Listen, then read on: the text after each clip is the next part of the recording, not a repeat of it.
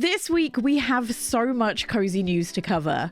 Not only did Stardew Valley get the announcement of a brand new update, then we have a murder mystery farming sim that is going absolutely viral right now, and we're going to be covering every single cozy game coming to the Switch in May, so you definitely don't want to miss out. Let's start off with the Stardew Valley update. Just over a week ago, we actually got a tweet from Concerned Ape basically saying that he's taking a break from working on his new game, Haunted Chocolatier, to bring out a brand new Stardew Valley update. Now, just to quickly cover it, if you didn't already know, then Concerned Ape, aka the maker of Stardew Valley, is coming out with a new game called Haunted Chocolatier. And thanks to a few hints, many people believe this could be coming as soon as 2023. And whilst visually it looks similar but a definite upgrade from Stardew Valley, the gameplay loop will be centered around gathering ingredients, making chocolate, and running the store. Which is why so many of us were surprised to see that Stardew Valley 1.6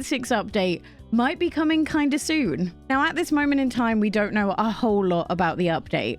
We know it's mostly going to be centered around making modding easier if you play on the PC, but there has also been mention of there being new in-game content as well, although it won't be on the same scale as the massive 1.5 update was. That update actually brought us the brand new beach farm layout and also the addition of Ginger Island. But here's what we know so far. Some characters are going to get new dialogue, although it's not clear on what scale this is going to be. There's also going to be some quality of life features, like you'll be able to see exactly where you are on the minimap and where your friends are at all times. Genuinely, Stardew Valley is the game that keeps on giving, and this far along, I am so happy to still see quality of life features being added. And honestly, this just bodes well for Haunted Chocolatier. Seeing this time and energy still being spent on Stardew Valley means that Haunted Chocolatier is just bound to be fantastic. Alright, let's talk about the farming murder mystery game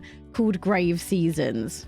Now, this is actually really early on in production, but it has been doing the rounds on TikTok, on Twitter, you name it, I've seen it. The premise is basically that every single time you start a brand new game, a random villager will be selected to become a serial killer. And not only do you have to try and keep your life together as a farmer by doing all the classic farming sim stuff, you also have to save the villagers from being murdered. The really wild part of all of this is it could actually turn out that the person you end up romancing is the serial killer, and I'm just living for the drama, honestly. If you are interested in checking it out, you can go to the hashtag Grave Seasons on Twitter and see all the information, especially from the developer on there. I am so excited and fingers crossed as always that it does come to the Switch. In other news, we finally got the announcement I was waiting for in that Paleo Pines is confirmed to be coming to the Nintendo Switch and looks to be having an autumn release.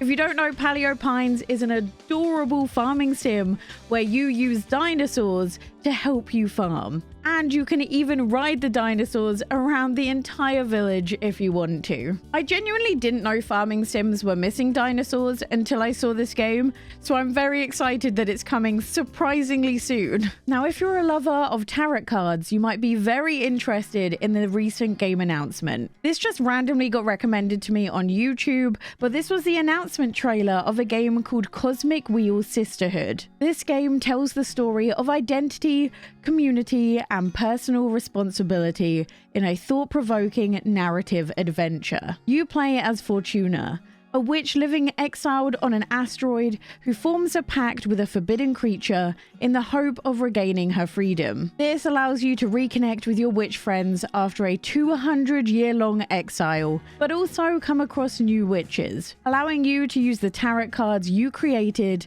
to pierce through their past and their futures. This game follows Fortuna as she comes to terms with her powers, where her actions define the fate of the Cosmic Witch Society. I just love a witch game centered around tarot cards and divination. I feel like it's not something we've seen before in the witchy game realm, and I'm just living for the whole entire vibe of the game. And the best part is, it's set for a 2023 release. Okay, let's get on to all of the upcoming games coming in May. The first one's going to be slightly cheeky as we don't have an exact release date, but we're going to talk about Roots of Patcha, because I am obsessed with it and I cannot wait for it to come to the Switch. For me, I feel like 2023 is truly the year where farming sims have stepped up their game. Now, if you don't know, this already released on PC and Steam Deck earlier this week, but I actually think it won't be too long until we get it on the Nintendo Switch. Unlike the likes of Sunhaven, this actually launched with full controller support and runs almost flawlessly on the Steam Deck as well. So all that's really left is getting it optimized for the Nintendo Switch and also getting approval from Nintendo themselves.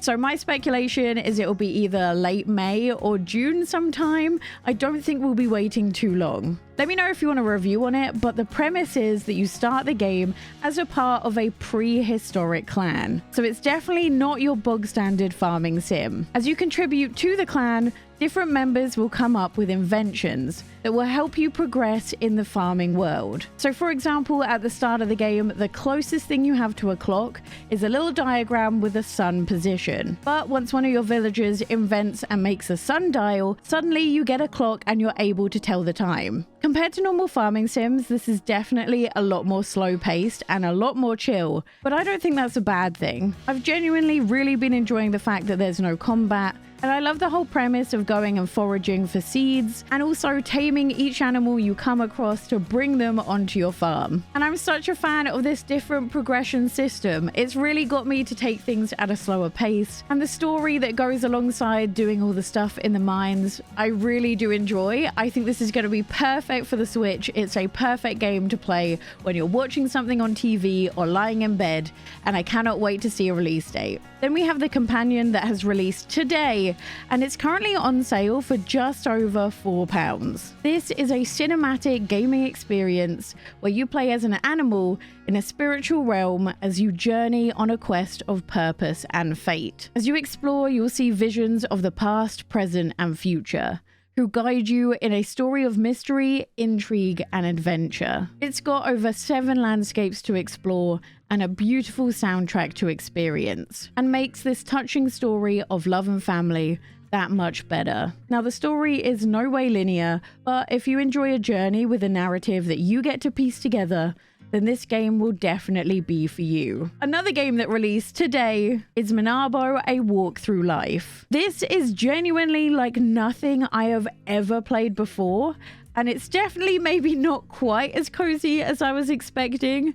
But again, that's not necessarily a bad thing. Basically, you get to live your life out as a sentient turnip, and the game is split into 25 different levels where you start your turnip life being born and the level ends when you die. Throughout each of the levels, you'll be given certain challenges that you need to achieve. This can be anything from making a set amount of new friends or living until a certain age. And the way you live longer is to make sure that all of your social needs are met by interacting with your fellow turnips. The success of each of the interactions is shown by a bar above them, and the more successful the interactions are, the more your friendship progresses, which allows you to meet the turnip love of your life and have children. Now, I have been thoroughly enjoying it, and although it's not a game I gravitate to for long gaming experiences, when you have a free 30 minutes or so, it can be kind of fun to kind of run on and do a level or two.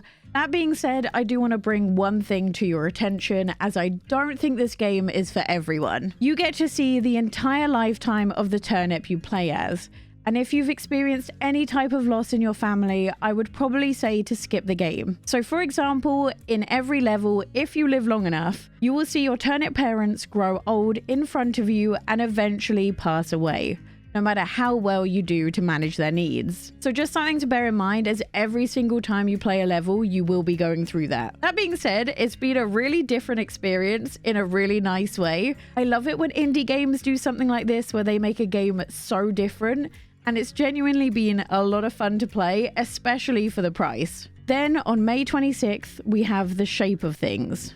Although take this with a grain of salt, as although it does look as though it's coming to the Switch, I haven't had any confirmation that it will be coming to the Switch day one. Either way, this is basically a cozy version of the Rubik's Cube. You get to rotate and twist real-life objects with no pressure and no timer. And if that doesn't sound cozy enough, you can even set the time of day and the weather inside the game to fit your vibe for the day. I also love the fact that each of the worlds you get to play in have a theme, and by solving puzzles, you actually get in-game coins, which you can then spend on a gacha machine to release the next world where you can play more puzzles in. I am a sucker for puzzle games like this, so I cannot wait to get my hands on it. Then on May 10th, we have Garden Sim. I love the idea of gardening. The only issue is I don't have a garden.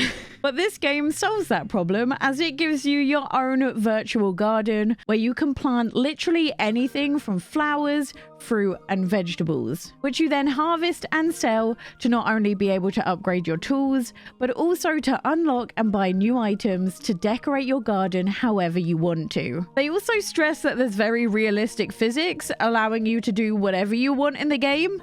So naturally, I will probably just be throwing things around. Then on May 23rd, we have Farming Simulator 23. This is for those of you who are looking for a more up-to-date version of a farming sim. This will see you operate realistic tractors, harvesters, field sprayers, and more. Not only will you be able to farm, you can also start logging with heavy forest equipment, and it will be up to you to also establish production chains and use powerful trucks to transport all of your goods. And on top of all of this, you will also be able to tend to farm animals like cows, sheep, and chickens. And if you're someone like me who can't drive and are kind of intimidated by using giant tractors, then don't worry, there's also a tutorial mode and an AI helper that will assist you on your farm if you ever need it. I will definitely be picking this up as I love the idea of a slightly more realistic farming sim, especially after watching Clarkson's Farm, and also it's just something that's a little bit different to all the other types of farming sims we tend to see. These simulation games are some of my absolute favorites to play while watching TV,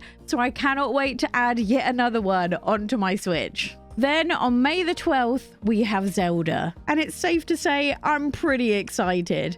Look how pretty it looks! Genuinely, this is so much prettier in person than it looked in the pictures, and I am so glad I ended up picking it up. Although I still wish this Joy-Con was a mixture of gold and white instead of the green, but overall, I love it. And I'm also obsessed with the way it looks on the back as well. But let's be real, do I really have to hype up this game? I've already bought the collector's edition, I am counting down the days till I finally get to play it, and I am so unbelievably excited to get my hands on it. Then on May 30th, we have Everdream Valley. Yep, this is another farming sim that you're gonna want to buy immediately, as not only can you do all the fun farming sim stuff, there's also a dash of magic added in for fun, because every single time you go to sleep after a hard day's work on the farm, that's when the game really gets interesting, as each night you can take control of one of the many animals on your farm to complete mini games, with each of which offering their own unique reward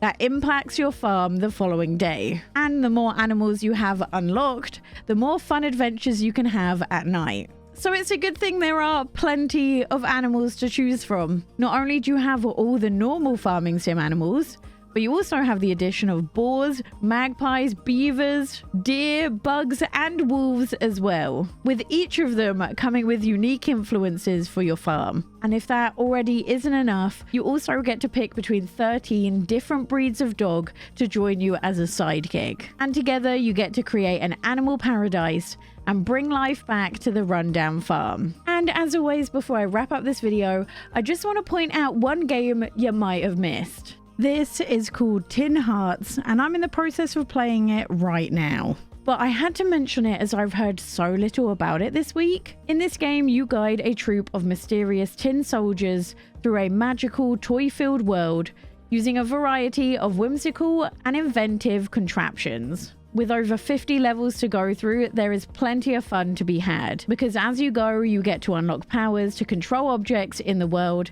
and even link objects together in interesting ways, allowing you to build paths for your soldiers to follow. If that already isn't enough to intrigue you, you can also manipulate time to change the outcome of your actions to make the puzzles even more interesting. And underpinning all of these puzzles is a deeply emotional story spanning not only generations, but also dimensions. And as you find clues scattered across the different levels, you're rewarded with beautifully animated and voiced cutscenes. It's definitely a game that deserves a lot more hype, and I'll definitely tell you how I feel once I finish it. That's everything for my cozy game news today. Don't forget to subscribe to the channel if you haven't already. And if you want to see a bunch of cozy games just announced, click this video here. I'll see you next time. Bye!